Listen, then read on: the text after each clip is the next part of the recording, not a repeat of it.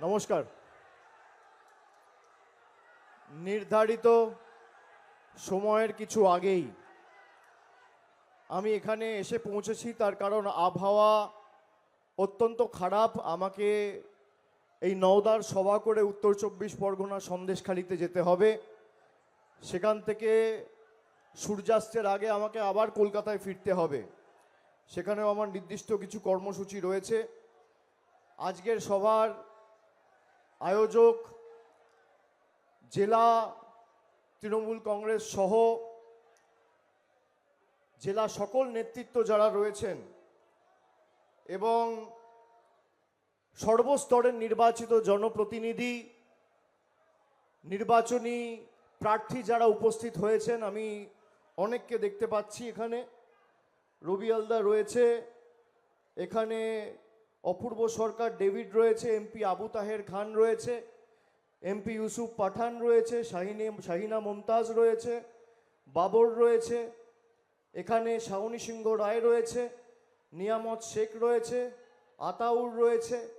আমি প্রত্যেকটা প্রার্থীকে আমার শুভেচ্ছা জানাচ্ছি, কৃতজ্ঞতা জানাচ্ছি, যার সমর্থনে আমাদের এই সভা। নওদার জোড়াফুলের প্রার্থী শাহিনা মমতাজ, তিনিও তার বক্তব্য রেখেছেন। আপনাদের ভোট আগামী 23শে এপ্রিল প্রথম দফায়। আজকে প্রায় মার্চের 29 তারিখ, প্রচারের শেষ সময়সীমা 21শে এপ্রিল, অর্থাৎ হাতে 22 থেকে 23টা দিন। এবং এই নির্বাচন খালি মুর্শিদাবাদ থেকে গদ্দারদের চিহ্নিত করে তাদের বিতাড়িত করার নির্বাচন নয়।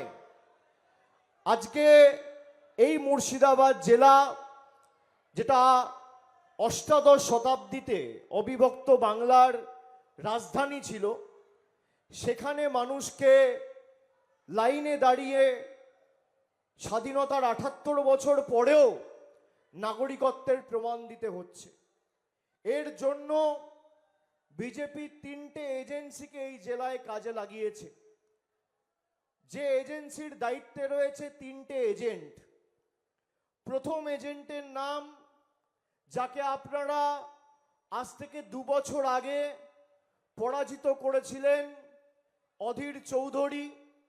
দ্বিতীয় এজেন্ট হুমায়ুন কবির, আর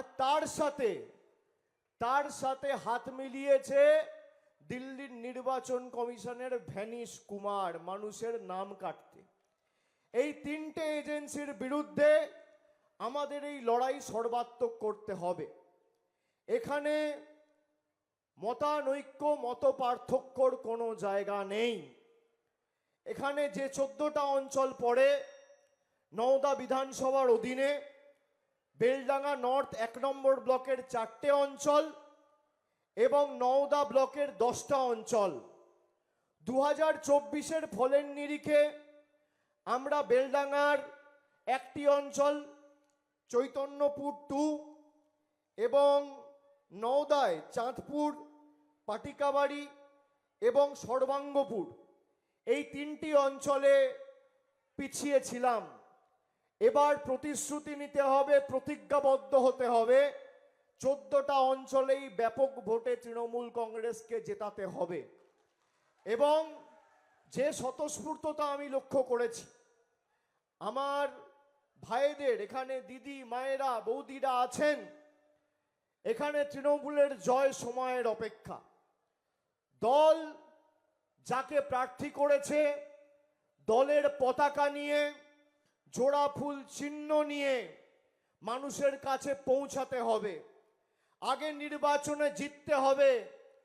উঠোনে বিজেপি একটা সাপ ছেড়ে দিয়েছে, সেই সাপটাকে আগে বাড়ি থেকে তাড়াতে হবে, তারপর ভাইয়ে ভাইয়ে লড়াই। আমি সেই কারণে আপনাদের সকলকে অনুরোধ করব যে এবার 2026-এ মুর্শিদাবাদ থেকে বহরমপুর, মুর্শিদাবাদ সহ 22-0 তৃণমূলের পক্ষে করতে হবে। যদি কোথাও বিজেপি এতটুকু অক্সিজেন পায়, যাদের নাম কেটেছে আগামী দিন যারা ভোটাধিকার দেওয়ার সুযোগ এই নির্বাচনে পাবেন তাদের নামও বিজেপি কেটে বাদ দিয়ে দেবে। আমাদের রাজ্যের মুখ্যমন্ত্রী একমাত্র দলনেত্রী, দেশনেত্রী, যিনি মানুষের স্বার্থ রক্ষা, মানুষের মৌলিক অধিকার রক্ষার্থে দেশের সর্বোচ্চ আদালত সুপ্রিম কোর্টে গিয়ে নিজে লড়াই করেছেন। আজকে মুর্শিদাবাদ জেলার একাধিক বিধানসভা থেকে, সে ফারাক্কা হতে পারে, সুতি হতে পারে, শামশেরগঞ্জ হতে পারে, কান্দি হতে পারে, বড়োয়া হতে পারে, নওদা হতে পারে, বেলডাঙ্গা হতে পারে, ভরতপুর হতে পারে, কোথাও 40,000, কোথাও 50,000, কোথাও 60,000, কোথাও 80,000 মানুষকে আন্ডার অ্যাডজুডিকেশন রাখা হয়েছে। অনেক লোকের নাম ভ্যালিড ডকুমেন্ট থাকার পরেও, ম্যাপিং হয়ে যাওয়ার পরেও তাদের নাম বাদ দেওয়া হচ্ছে। তাদের জন্য অ্যাপিলেট ট্রাইব্যুনাল হাইকোর্টে তৈরি হচ্ছে। আপনারা সবাই আবেদন করবেন, আপনাদের ভোটাধিকার আপনাদের থেকে কেউ কাটতে পারবে না। কিন্তু যারা এবার লাইনে বা দাঁড়িয়ে ভোটটা দেবেন, মাথায় রাখবেন যে আমরা যে কাজগুলো গত 10 বছর 12 বছরে এই মুর্শিদাবাদ জেলায় এবং নওদাতে করেছি, সেই উন্নয়নের ধারা যাতে অব্যাহত থাকে সেটা কার্যত আপনাদের সকলকে সুনিশ্চিত করতে হবে। এই নওদাতে আলীনগর ব্রিজ আমাদের সরকার তৈরি করেছে রায়পুর জিপিতে, যার ফলে উপকৃত হয়েছে প্রায় 20,000 মানুষ। রাধানগর ঘাট ব্রিজ প্রায় 200 মিটার দীর্ঘ, 14 কোটি টাকা খরচা করে নদিয়া আর মুর্শিদাবাদকে যুক্ত করেছে, যার ফলে 1 লক্ষের বেশি মানুষ উপকৃত হয়েছে। টুঙ্গি ব্রিজ বালি 1 নম্বর জিপিতে 7.5 কোটি টাকা খরচ করা হয়েছে। আমতলা গ্রামীণ হাসপাতাল নতুন ভবন ইতিমধ্যেই তৈরি হচ্ছে। মধুপুর জিপিতে গান্ধাহারি পুলিশ ক্যাম্পে নতুন ভবন সম্পন্ন হয়েছে। পিডব্লিউডির অধীনে 12টি বাস ধারণ ক্ষমতা সম্পন্ন আমতলা বাস টার্মিনাস তৈরি হয়েছে। বিডিও অফিসের জমিতে 1.5 কোটি টাকা খরচ করে আমতলা মার্কেট কমপ্লেক্স নির্মিত হয়েছে। WBSRD এর অধীনে সর্বঙ্গপুর প্রায় 11 কোটি টাকা খরচা করে রাস্তা হচ্ছে। চাঁদপুর 8.5 কোটি টাকা খরচা করে রাস্তা হচ্ছে। পাটিকাবাড়ি 6.5 কোটি টাকা খরচা করে রাস্তা হচ্ছে। এবার আপনাদের কিছু উন্নয়নের পরিসংখ্যান, যে এই নওদা বিধানসভাতে গত 5 বছরে খালি এই বিধানসভার 62,672 জন মায়েরা, দিদিরা, বোনেরা, বৌদিরা প্রতি মাসে লক্ষ্মীর ভান্ডার পাচ্ছেন। স্বাস্থ্য সাথীতে 3,53,149 জন উপকৃত হয়েছেন। খাদ্য সাথীতে খালি নওদা বিধানসভার অন্তর্গত 14টা জিপিতে 3,65,000 মানুষ বিনামূল্যে রেশন পাচ্ছেন। বাংলা আবাস যোজনা গত 2 বছরে 2024 এবং 2025-এ রাজ্য সরকার যে বাড়িগুলো তৈরি করেছে, খালি নওদা বিধানসভা থেকে 10,000-এর বেশি মানুষকে পাকা ছাদের ব্যবস্থা আমাদের মামাটি মানুষের সরকার করে দিয়েছে। কৃষক বন্ধু প্রকল্পে প্রায় 50,368 জন আর্থিক সাহায্য সহযোগিতা সুবিধা পেয়েছে। যুবসাথী প্রকল্পে প্রায় নওদা বিধানসভা থেকে 18,000 যুবক যুবতী ইতিমধ্যেই ব্যাংকে 1500 টাকা করে পেয়েছেন। খালি নওদা বিধানসভায় 18,000 আর মুর্শিদাবাদ জেলায় 3,20,000 যুবক যুবতীরা সরাসরি ডাইরেক্ট ব্যাংক ট্রান্সফারের মাধ্যমে টাকা পেয়েছেন। এছাড়া পথশ্রী 2, 3, 4 প্রায় 95টি নতুন রাস্তার নির্মাণ, কিছু রাস্তার পুনর্নির্মাণ এবং সংস্কার করা হয়েছে। মোট 100 কিলোমিটার রাস্তা এবং খরচ হয়েছে প্রায় 50 কোটি টাকা। এই যে টাকা খরচ হয়েছে এর মধ্যে 10 পয়সা মোদী সরকার বা কেন্দ্র সরকারের কোনো অবদান নেই। গরিব মানুষের টাকা যারা আটকে রেখেছে, আপনি জিজ্ঞেস করুন আজকে যারা আপনাদের বন্ধু হয়ে আপনাদের কাছে ভোট চাইতে আসছে ধর্মের নাম করে, তারা গত 5 বছরে গরিব মানুষের 100 দিনের টাকা বন্ধ, আবাসের টাকা মোদি বন্ধ করে দিয়েছে, গ্রাম সড়ক যোজনার টাকা বন্ধ করে দিয়েছে, জল জীবন মিশনের টাকা বন্ধ করে দিয়েছে। যদি আমাকে দেখাতে পারেন যে একটা বৈঠক অধীর চৌধুরী বা হুমায়ুন কবির গত 5 বছরে কেন্দ্রকে চিঠি দিয়ে একটা বৈঠক মানুষের স্বার্থে করেছে, আমি তৃণমূলের হয়ে ভোট চাইতে আপনাদের কাছে আসবো না, প্রচার করতে আসবো না। যারা ধর্ম নিয়ে রাজনীতি করে, বিজেপি একদিকে মন্দির নিয়ে রাজনীতি করে জয় শ্রী রামের নামে ভোট চাইছে, আর একদিকে হুমায়ুন কবির মসজিদের রাজনীতি করে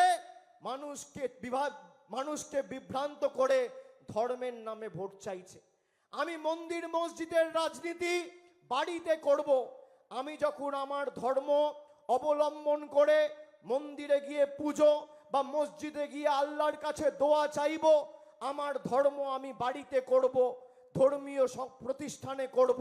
কিন্তু আমি যখন মানুষের ভোটে নির্বাচিত, আমার কোনো ধর্ম নেই, আমার একটাই ধর্ম, মানব ধর্ম, মানুষকে পরিষেবা দেওয়া। আপনি বলুন তো, যারা মন্দিরের নামে আর মসজিদের নামে ভোট চায়, এদের থেকে বড় রাজনৈতিকভাবে দেউলিয়া এলিমেন্ট আর কি আছে? কে আছে? আর হঠাৎ করে তার মনে হলো বাবরি মসজিদ করতে হবে মুর্শিদাবাদে। বাবরি মসজিদ কবে ভাঙা হয়েছিল? 1992 সালে। প্রায় 27 বছর পরে সে বিজেপিতে গিয়ে যোগদান দিয়ে 2019-এ বিজেপির প্রার্থী হলো, তখন তার বোধোদয় হলো না যে বাবরি মসজিদ করতে হবে। যারা বাবরি মসজিদ ভেঙেছিল, এই হুমায়ুন কবির তাদের সাথে হাত মিলিয়েছে। এদেরকে একটা ভোটও দেওয়া মানে পরোক্ষভাবে বিজেপি এবং মোদিকে ভোট দেওয়া, এটা মাথায় রাখতে হবে। তৃণমূলের কিছু লোকেরা আছে, বিশেষ করে অনেকে আছে যারা অনেক ব্যঙ্গ বিদ্রুপ করে গত ডিসেম্বর মাসে যখন বাবরি মসজিদ করেছিল, ভিত্তিপ্রস্তর স্থাপন করেছিল, তখন বলেছিল কেন বাবরি মসজিদ করবে না, হুমায়ুন কবিরের পক্ষ নিয়ে সওয়াল করেছিল। গত 2 মাসে হুমায়ুন বাবুর চাল চলন, মুখের ভাষা, মানুষের প্রতি ব্যবহার দেখে তারাও বুঝতে পেরেছে হুমায়ুনকে সমর্থন করা আর মুর্শিদাবাদ জেলায় খাল কেটে কুমির আনা এক। যদি কোনোভাবে কেউ সমর্থন করেন, আমি আপনাদের কথা দিয়ে যাচ্ছি, যারা জার্সি পরে আছেন, যে জার্সি পরে আছেন, সে জার্সি পরে সে দলের হয়ে খেলুন। অন্য দলের হয়ে খেলতে গেলে 1 মাস পর লাল কার্ড দেখিয়ে মাঠের বাইরে করে দেবে, কিন্তু বাকি জামার জীবনটা আর মাঠে ঢুকতে পারবেন না। যে দলের জার্সি পরে আছেন সে দলের হয়ে খেলুন, মাঠে নামুন। যদি এ দলের জার্সি পরে ও দলের হয়ে কাজ করেন, তৃণমূল জিতবে নিয়ে কোনো সংশয় নেই। ব্যবধানটা 60,000 70,000 করতে হবে। আর যদি, আমার তো সবার উপর নজর আছে, যদি কেউ ভাবে বিশৃঙ্খলা করব দলকে চাপে রাখার জন্য, আপনাদের কিন্তু দল ক্ষমা করবে না। আমি সবাইকে ওয়ার্নিং দিয়ে যাচ্ছি, আমার ব্যক্তিগতভাবে পছন্দ অপছন্দর ব্যাপার নয়। আমি হাবিবকে বলেছি, ব্লক যেমন দায়িত্ব নিয়ে হাবিব করত, ব্লক দায়িত্ব নিয়ে হাবিবই করবে। এই 10টা অঞ্চলের দায়িত্ব হাবিবের, আপনাদের সবার। আর যদি কারোর কোথাও মনে হয় যে আমাদের কোনো, আরে ভাই বস বস, আমায় বলতে দে। আর কারোর যদি কোথাও মনে হয় যে আমার সাথে প্রার্থীর একটা মনোমালিন্য হয়েছে, আপনি ধরে নেবেন নওদা থেকে প্রার্থী অভিষেক বন্দ্যোপাধ্যায় ভোট আমার হয়ে করবে। ঠিক আছে, এই লড়াই বাংলার কৃষ্টি অধিকার, বাংলার সংস্কৃতি রক্ষা করার লড়াই। গত দুদিন আগে দেখেছেন রামনবমীর নাম করে কি ধরনের দাঙ্গা করেছে। নির্বাচন কমিশন দায়িত্ব নেওয়ার পরে রাজ্য প্রশাসনের DG, ADG, IG, DIG, Murshidabad জঙ্গিপুরের এসপি সবাইকে পাল্টে দিয়েছে। মুখ্য সচিবকে পাল্টে দিয়েছে, স্বরাষ্ট্র সচিবকে পাল্টে দিয়েছে, যাতে বিজেপির জল্লাদরা দাঙ্গা করতে পারে। কোন রকম কোনো প্ররোচনায় পা দেবেন না, মানুষ বুদ্ধিমান। এই রাজ্যে আমরা দুর্গাপুজো করি, কোনোদিন দুর্গাপুজোয় দাঙ্গা হয়েছে? এই রাজ্যে আমরা দীপাবলি করি, কোনোদিন দীপাবলিতে দাঙ্গা হয়েছে? পবিত্র ঈদ পালন করা হয়, মহাবীর জয়ন্তী পালন করা হয়, বড়দিন পালন করা হয়, পয়লা বৈশাখ পালন করা হয়, গুরু নানক জয়ন্তী পালন করা হয়। এই বাংলা বৈচিত্র্যের মধ্যে একতার মূল মন্ত্রকে পাথেয় করে লড়াই করেছে বছরের পর বছর। নানা ভাষা, নানা মত, নানা পরিধান, বিবিধের মাঝে দেখো মিলন মহান। যারা তরোয়াল নিয়ে, বন্দুক নিয়ে, হাতে লাঠি নিয়ে, দা নিয়ে, কাঠারি নিয়ে মদ্যপ অবস্থায় রামনবমী করছে, তারা আর যাই হোক কোনোদিন প্রভু রামের ইতিহাস পড়েনি। রামের পুরুষোত্তম রাম বলা হয়, রামকৃষ্ণ রাম, প্রভু রামকে মর্যাদা পুরুষোত্তম রাম। রাম সংযমের প্রতীক, ত্যাগের প্রতীক, তিতিক্ষার প্রতীক, কৃচ্ছ সাধনের প্রতীক। মদ খেয়ে রাস্তায় মাতলামো করে, দোকান ভেঙে, বাড়ি ভেঙে জয় শ্রীরামের স্লোগান। আর যাই হোক এই বিভাজনের রাজনীতি বাংলা মানবে না। বাংলায় এক ছটাক জমি আমরা বিজেপিকে ছাড়ব না। এই বাংলা রক্ত দিয়ে একে অপরের সাথে মিলন এবং সাম্প্রদায়িক সম্প্রীতি, ভ্রাতৃত্ব, ধর্মনিরপেক্ষতা রক্ষা করবে। আমাদের মুখ্যমন্ত্রী আজ থেকে 7 দিন আগে আমাদের দলের ইস্তাহার প্রকাশ করেছে। 10টা প্রতিজ্ঞার কথা দিদি বলেছে, তার মধ্যে 5টা প্রতিজ্ঞা আপনাদের আমি বলবো। বিজেপির নেতারা কেউ কেউ বলে লক্ষ্মীর ভান্ডার বন্ধ করব, আর কেউ কেউ বলে লক্ষ্মীর ভান্ডার বাড়িয়ে 3000 করব। আমি চ্যালেঞ্জ দিচ্ছি, যে সমস্ত রাজ্যে বিজেপির সরকার আছে, যদি কোথাও মমতা ব্যানার্জি যেভাবে পরিবারের 2 জন থাকলে 2 জন আর 5 জন থাকলে 5 জনকে লক্ষ্মীর ভান্ডার দিয়েছে, একটা রাজ্যে যদি বাস্তবায়িত করে দেখাতে পারে, আমি রাজনীতির আঙিনায় পা রাখবো না। একটা রাজ্যে। আমাদের প্রথম প্রতিজ্ঞা, দিদির সরকার, মামাটি মানুষের সরকার, মমতা বন্দ্যোপাধ্যায়ের সরকার যতদিন বাংলায় আছে, মায়েরা, দিদিরা আপনারা আজীবন লক্ষ্মীর ভান্ডার পাবেন, কেউ আপনাদের লক্ষ্মীর ভান্ডার বন্ধ করতে পারবে না। আমাদের দ্বিতীয় প্রতিজ্ঞা, আমাদের সরকার বলেছে আগামী 5 বছর 26 থেকে 31-এর মধ্যে বাংলায় যত পরিবার আর ঘর রয়েছে, বাড়ি রয়েছে, সবার বাড়িতে নলবাহিত পানীয় জলের সুব্যবস্থা আমাদের রাজ্য সরকার করবে। কেন্দ্র সরকার টাকা দিক আর না দিক, সাহায্য করুক বা না করুক। আমাদের তৃতীয় প্রতিজ্ঞা, ব্লক টাউন ওয়াইজ স্বাস্থ্য শিবির তৈরি করা হবে, যেখানে দুয়ারে স্বাস্থ্য ক্যাম্প করে আপনাকে স্বাস্থ্য পরিষেবা, দুয়ারে সরকারের যেমন ক্যাম্প হয়েছিল একই আদলে আপনাদের স্বাস্থ্য পরিষেবা পৌঁছে দেওয়া হবে। আমাদের চতুর্থ প্রতিজ্ঞা, বাংলায় যত প্রবীণ নাগরিক রয়েছেন, বয়োজ্যেষ্ঠ মানুষ যারা বার্ধক্য ভাতার জন্য নিবেদন করেছেন, সরকার চতুর্থবার ক্ষমতায় আসার পর বাংলায় যত প্রবীণ নাগরিকরা রয়েছেন সবার বার্ধক্য ভাতার ব্যবস্থা মমতা বন্দ্যোপাধ্যায়ের তৃণমূলের মামাটি মানুষের সরকার করবে। আর পঞ্চম প্রতিজ্ঞা, যত গরিব মানুষ রয়েছেন 5 বছর ধরে শুনে রাখুন, বিজেপি আপনাদের বাড়ির টাকা বন্ধ করে রেখেছে। মমতা বন্দ্যোপাধ্যায় বলেছে তোমার প্রকল্প লাগবে না, তোমার বাড়ির টাকাও লাগবে না। চতুর্থবার আমাদের সরকার তৈরি হবে।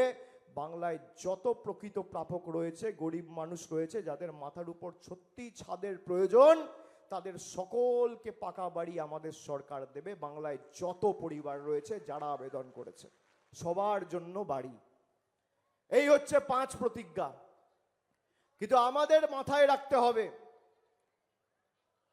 আপনারা দেখুন এখানে ভাইয়ে ভাইয়ে যে বিভেদ তৈরি করার, এই অক্সিজেন কে দিচ্ছে? বিজেপি। আপনি দেখবেন মমতা বন্দ্যোপাধ্যায় বাংলার মুখ্যমন্ত্রী, এই রাজ্যে সর্বোচ্চ প্রশাসনিক প্রধান, তাকে নিরাপত্তা দেয় স্টেট পুলিশ, অর্থাৎ রাজ্যের পুলিশ। আর হুমায়ুন কবির আর অধীর রঞ্জন চৌধুরীকে নিরাপত্তা দেয় অমিত শাহ সিআরপিএফ।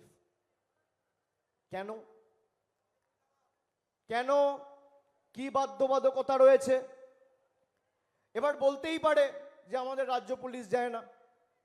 আমি চ্যালেঞ্জ করে যাচ্ছি হুমায়ুন কবির আর অধীর চৌধুরীকে, আপনি যদি মানুষের প্রতিনিধি হন, যে অত্যাচার নরেন্দ্র মোদী আর অমিত শাহের সরকার সংখ্যালঘু ভাইদের উপর করেছে, আপনার যদি ন্যূনতম বিবেকবোধ থাকে, আপনি আপনার নিরাপত্তা রক্ষীদের তাদের কাছে ফিরিয়ে দিন। রাজ্য সরকার 24 ঘন্টার মধ্যে আপনাদের নিরাপত্তা রক্ষী দেবে। আমি মমতা বন্দ্যোপাধ্যায়কে অনুরোধ করব, পারবেন?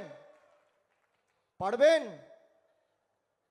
যে অমিত শাহ মন্ত্রকের অধীনে সিআরপিএফ সিআইএসএফ রয়েছে, অমিত শাহর যে সিকিউরিটি, সেই হুমায়ুন কবিরের সিকিউরিটি। কি সুন্দর, তাই না?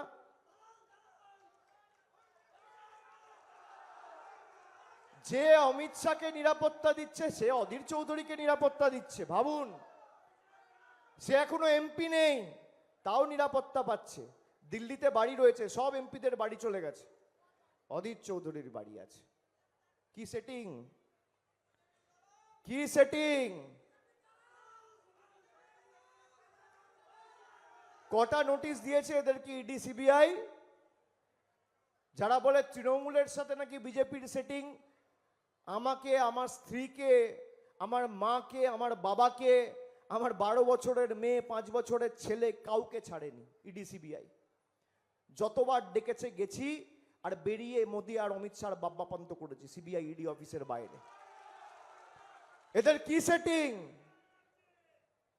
সুতরাং 14টা অঞ্চল থেকে জিততে হবে। আজকে দেখুন, এরা পারতো না।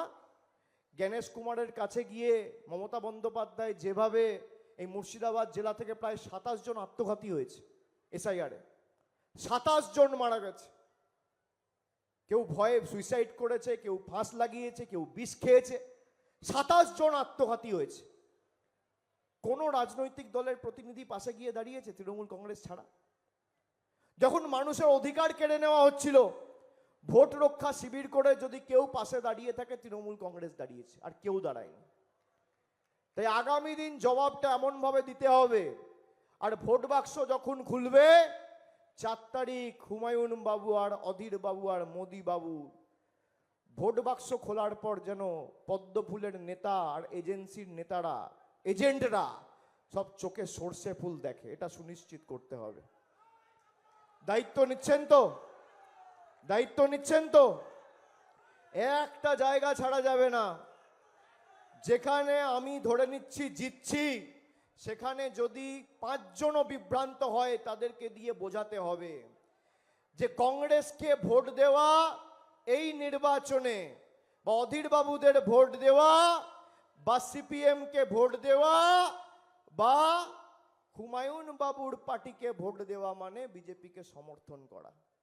সারা ভারতবর্ষে দেখুন, যত রাজনৈতিক দল আছে, সব রাজনৈতিক দল থেকে ভেঙে বিজেপির কাছে চলে যাচ্ছে। আর তৃণমূল একমাত্র দল, বিজেপি ভেঙে তৃণমূলে আসছে।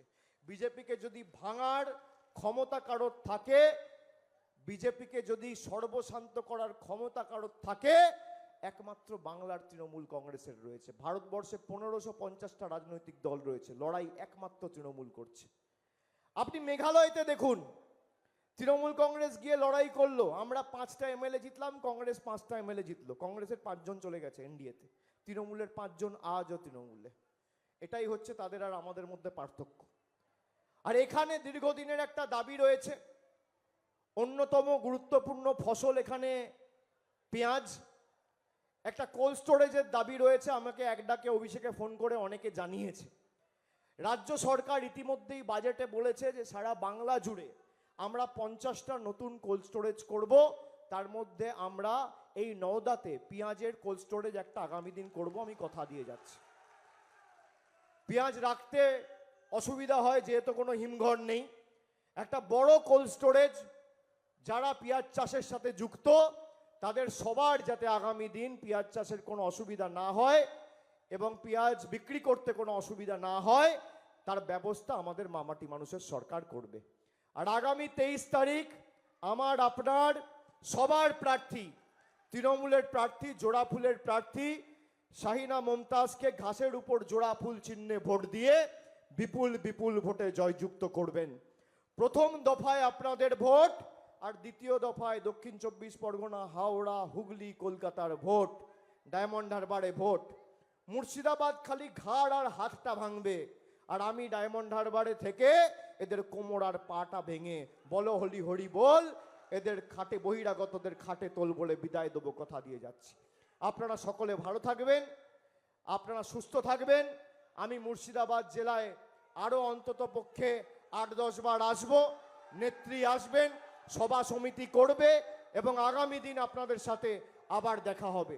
জয় হিন্দ, বন্দে মাতরম, জয় বাংলা, জয় বাংলা, জয় বাংলা, জয় বাংলা, জয় বাংলা, জোরে বলো জয় বাংলা, জয় বাংলা, জয় বাংলা, জয় বাংলা। অনেক অনেক ধন্যবাদ, নমস্কার।